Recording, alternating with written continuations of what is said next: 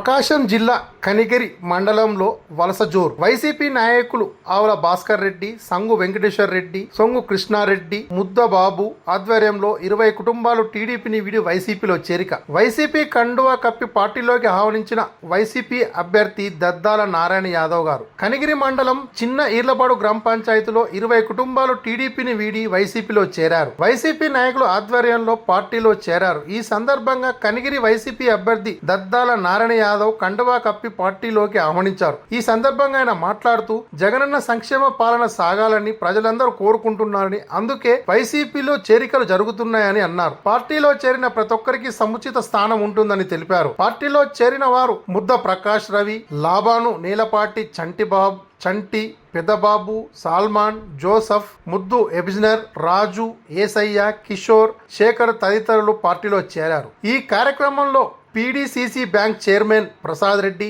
Municipal chairman Abdul Gafar, Kanigiri ZPTC Kasturi Reddy, municipal vice chairman Manikyarao, Dadireddy, Malakondareddy, YCP నాయకులు Chittibabu, councillor Sriram, Satish Kamatam, Ramanareddy తదితరులు పాల్గొన్నారు.